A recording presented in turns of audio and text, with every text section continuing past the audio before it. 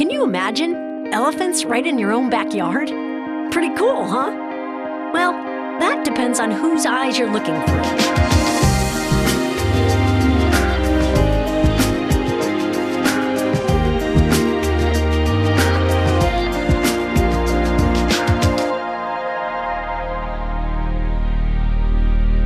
Hi everyone, I'm Julie Scardina here at Busch Gardens, Tampa Bay, along with our family of Asian elephants. You can see how big elephants are. In fact, they're the largest land animal on Earth. But along with their size comes enormous strength. And that combination doesn't always make them compatible with humans. We'll find out why shortly when we learn more about elephants, their habits, and their environments. We'll meet people who are passionate about elephants, from local villagers to researchers in Africa and the United States. We'll even find out how chili peppers are actually helping to save wild elephants. We know a lot about elephants, yet there's still so much that's unknown. So let's take a look at them from all sides in this episode of Saving a Species, the Elephant Story.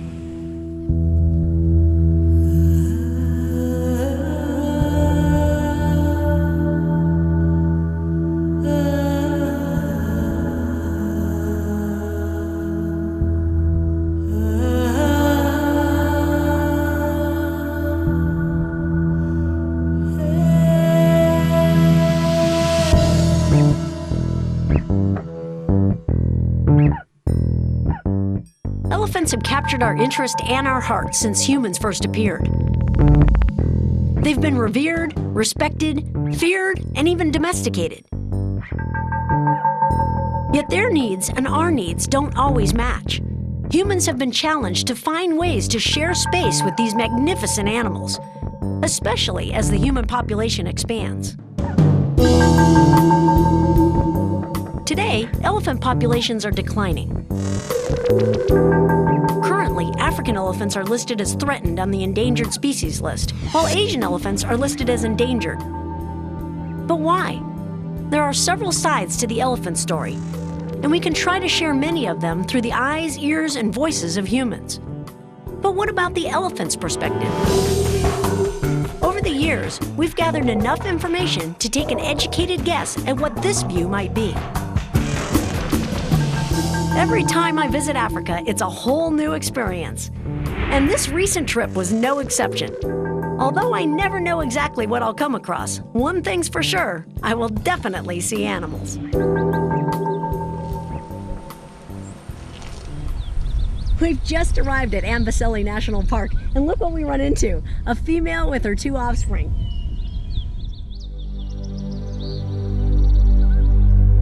Seeing elephants in the wild is incredible to me.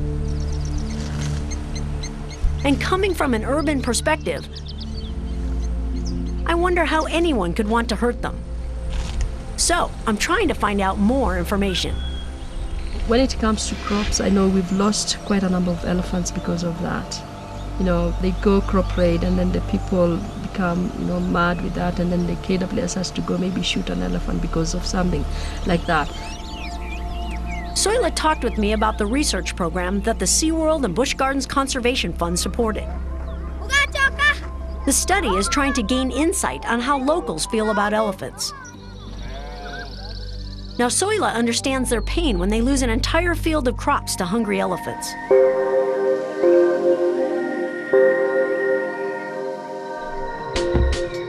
On a recent trip to Rwanda, Jack Hanna realized there were mixed opinions about elephants within the village itself. Do you like the elephant? He said no. He said no. The elders don't like the elephants because they destroy their village. But the children are more curious, especially about this particular bull. And in Kenya, Friends of Conservation mentors are teaching students the value of nature on all levels and the role it plays in their daily lives. This is a different area whereby human beings are living, coexisting with wildlife. So there is need for these young men and women to learn how to live with wildlife.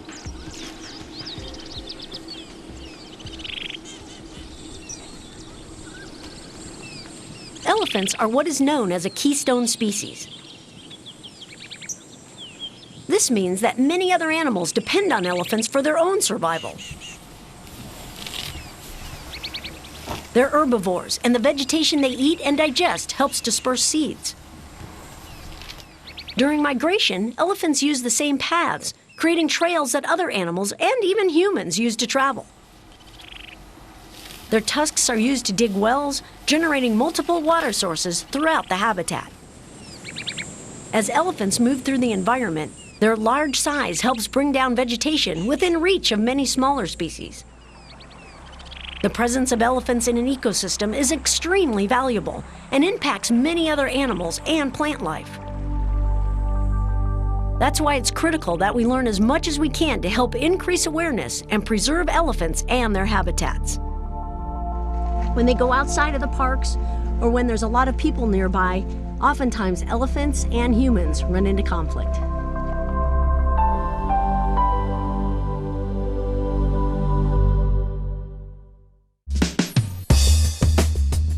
Fresh elephant dung. I tell you, it might be something you think that we shouldn't be talking about too much, but there's so much information that has to do with elephant dung. I mean, first of all, they go just about every 2 to 3 hours because they're constantly eating throughout the day. When they do defecate throughout the day, they can lose as much as 500 pounds. So they have to keep eating. And one of the other most important aspects about the dung is that it actually contains the seeds of grasses, the seeds of fruits, the seeds of trees, and what they're doing is they're dispersing those all over the savanna. This is the way new plants and new trees grow. Humans and elephants have had to share space since they first encountered one another. But in recent years, conflicts have escalated. And when it comes to what we term human-elephant conflict, it's a complex issue with many sides. But there are solutions.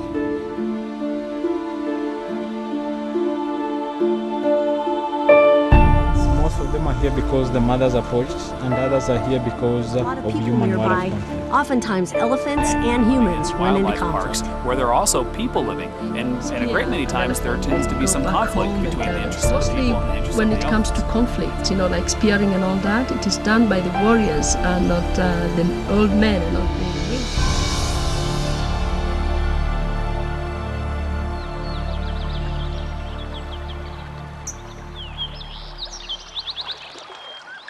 Attitudes about elephants and how they can live compatibly with humans plays a big role in elephant survival. Currently, most African and Asian elephants are managed in protective parks, but this doesn't mean they don't sometimes roam into areas populated by people. And when that happens, they're not necessarily met with open arms. Like in the US, we've all heard stories of a bear wandering into a campground at Yellowstone, an alligator turning up in a swimming pool in Florida, or deer eating the vegetable garden in Wisconsin.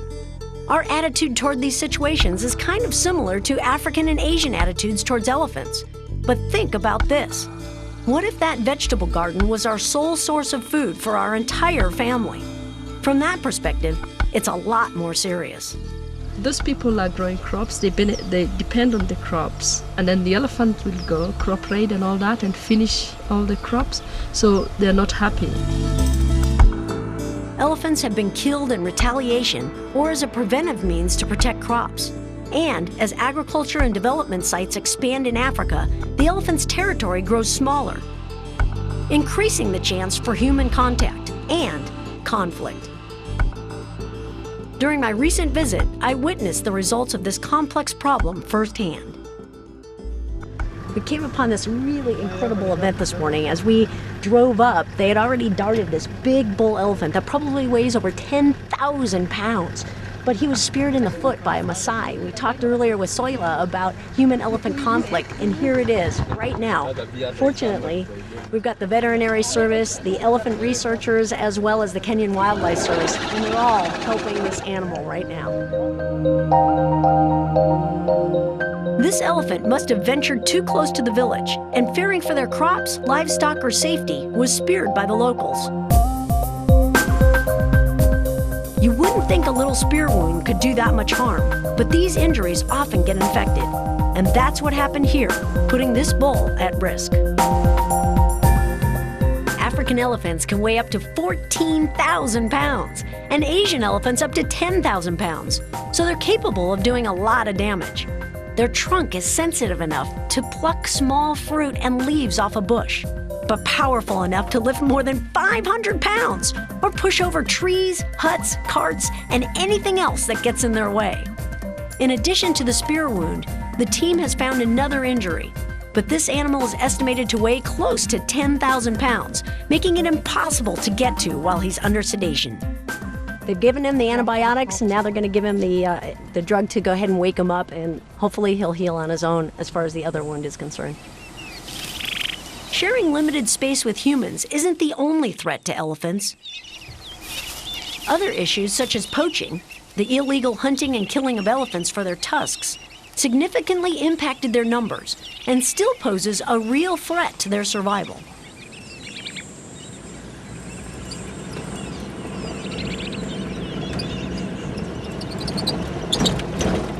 But I believe it was a golden age in the 60s for the national parks.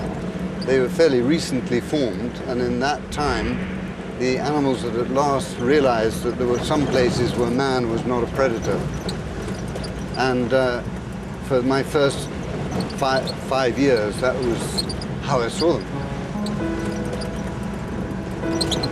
Then the price of ivory went up by 10 times, never really came down. People all across Africa started poaching elephants. It was a grim period, and even the great national parks themselves in East Africa were finally invaded by poachers who decimated the elephants.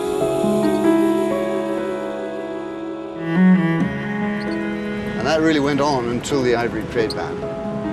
And so that basically did stop a lot of the ivory trade then. It certainly did. It changed things radically.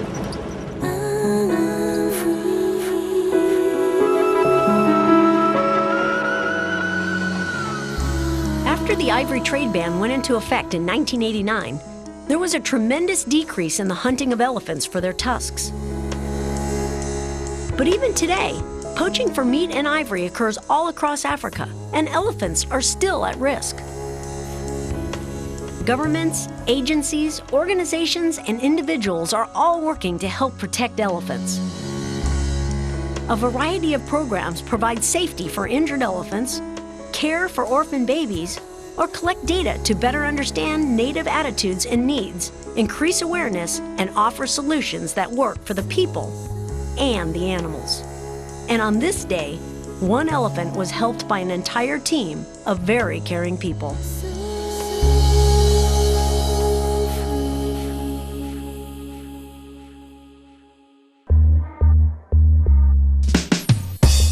Although crop raiding by elephants is a concern, prevention is a better strategy. And Soila knows of a local woman who has used a very clever and inexpensive technique to steer elephants away.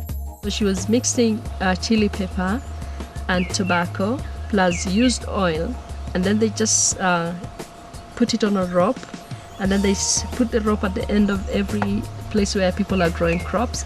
And anytime the elephants go and smell the rope, because it smells tobacco, chili pepper, they just back up and leave. Simple to make, easy to use. What a great conservation solution from the people that know it best. Villagers, researchers, teachers, veterinary care staff, many people are in the field helping elephants every day. But how about a little closer to home? Right here in zoological parks, people are making a difference daily. We're understanding more and more about elephants, and this translates into better care here and in the wild.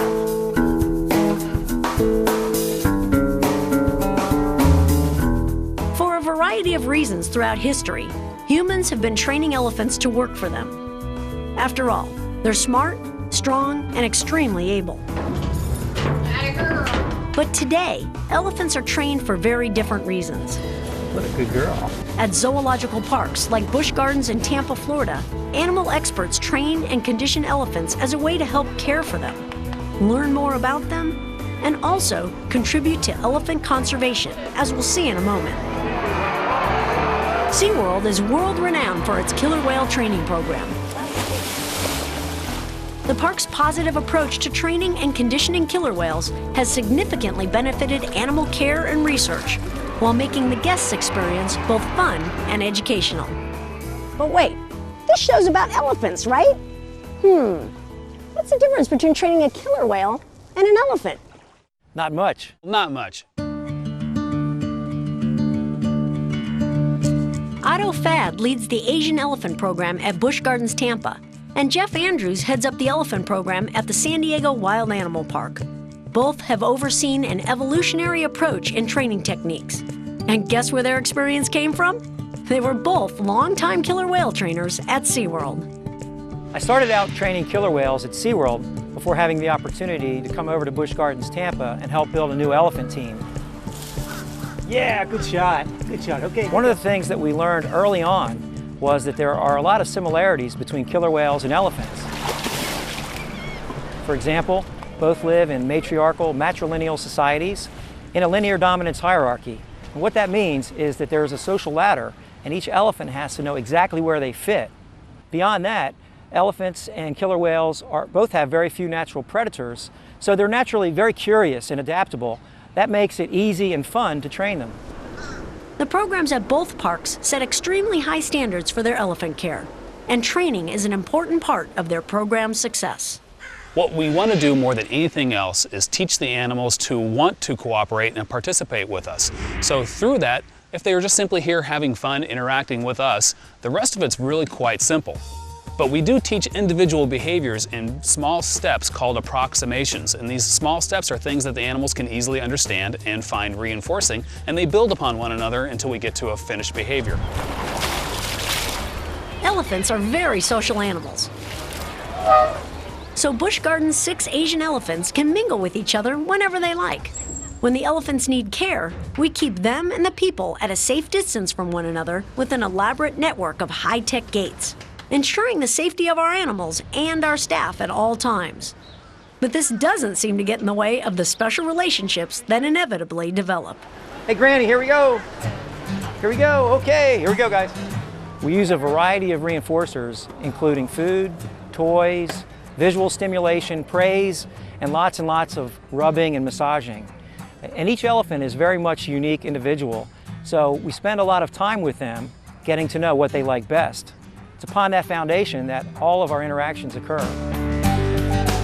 This trust and positive training allows us to access the animals in order to give them better care, and also to gather valuable research data. For example, the San Diego Wild Animal Park is conducting a study to gain insight into the walking distances and ranging behavior of elephants. They're using an interesting device called an accelerometer. So to collect data from these elephants on their average daily walking distances, I use this high-tech pedometer called an accelerometer, and it measures not only the frequency of movement, the range of movement, also the intensity of movement. But before I can do anything, I need to program it for today's activity. It's programming as we speak. It'll take just a couple more minutes for it to initialize. It's all charged up, so we should be good. Now that it's programmed, how do I actually get an elephant to wear this in a way that it doesn't find objectionable? Well, for us, we'd wear it probably on our belt loop. But for the animal, what I've done is I've devised this anklet, and I simply attach this into this anklet, and the animal's trained to wear this for long periods of time. It's our hope that ultimately the data that we're collecting here can be used to help minimize some of those conflicts and help preserve and conserve elephants in the wild.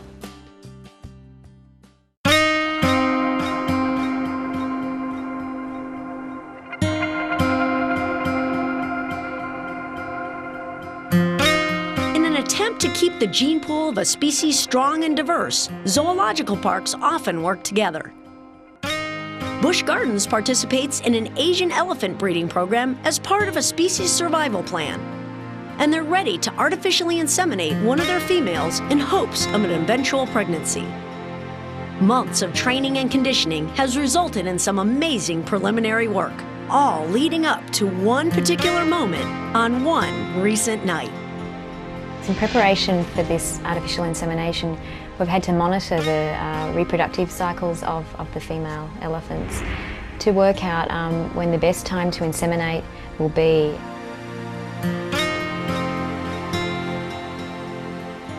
Because of her training, Rosie voluntarily allows the veterinarians and behavioral team to complete each step of the procedure. During the entire process, she's rewarded with a variety of things: verbal encouragement, skin brushing, and veggies for treats. Every step of the procedure is viewed on the monitor as Doctors Roback and O'Brien give Otto direction. Pull back the tube, Otto. Pull back the tube. Jenny, hold The team won't know for several weeks if Rosie's pregnant, so it's a wait-and-see situation. And if she is pregnant, the wait-and-see period is much longer. That's because the gestation period in elephants is almost 24 months. San Diego Wild Animal Park has an African bull living on their habitat, so their approach to breeding is through natural means with their male and females.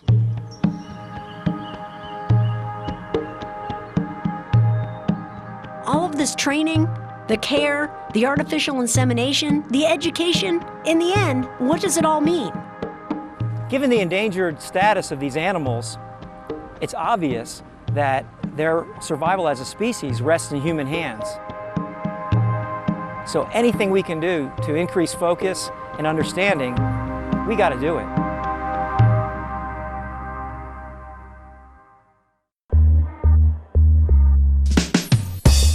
At the top of the elephant hierarchy, there is the matriarch. As teacher and protector, she leads the herd. Pachyderm Palace at Busch Gardens, Tampa Bay is honored to have, at its helm, Mem. Born in 1942, she's one of the oldest elephants living today, and there's no question she's in charge. We just saw how elephant training is evolving in such positive ways, and how it allows us to better understand their behaviors and their needs. So now that we've got all this great elephant knowledge, how can we use it to help them?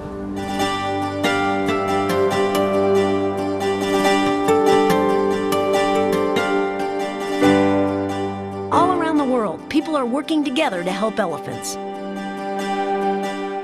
The SeaWorld and Busch Gardens Conservation Fund supports several projects aimed at saving elephants and their habitat. And in the U.S., breeding programs like the ones at Busch Gardens and the San Diego Wild Animal Park help sustain the species. And research programs at zoological parks also directly impact elephants. Minimizing conflict can happen through education. If knowledge equals power, then these students here in Kenya are making sure they're the leading authorities when it comes to their environment. These are members of Friends of Conservation. These young people are learning as much as they can about nature in their area, which in turn helps them to understand how to preserve their wildlife and habitats. Welcome. We'll enjoy your walk. Imagine finding a plant that cures malaria on a nature walk, watching wildlife cooperate with one another, or seeing the youngest attitudes changing. That is wonderful that you guys are so involved in preserving the habitat. Whether in zoological parks like Busch Gardens and the San Diego Wild Animal Park, or national parks in Africa and India, humans are making significant strides to better understand elephants, with the ultimate goal of keeping them around for a long, long time. But conservation doesn't have to be on a grand scale. You can do your part to support elephants and their habitats by learning as much as you can about them.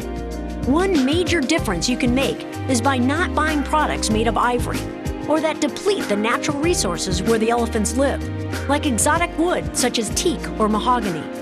Go online and buy jewelry and crafts made from African locals to support their economy. Visit zoological parks that are working to save elephants, or go online and support an elephant project of your choice directly. So life will change, but the community, they have to be aware and they have to benefit from wildlife. Because when it comes to conservation, there's a lot we can do and learn from each other. You you have taught me. When I was in the truck with you guys and went on the nature walk, you taught me a lot of things. And we take that back to our children in America. And so you are actually teaching our children as well. So we thank you, Asante Sana, for helping us.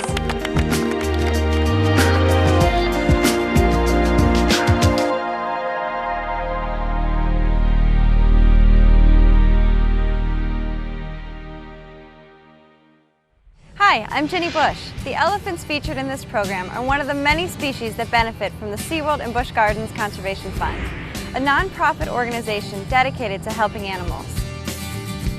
We focus on 4 key areas: animal rescue, wildlife research, habitat protection, and conservation education.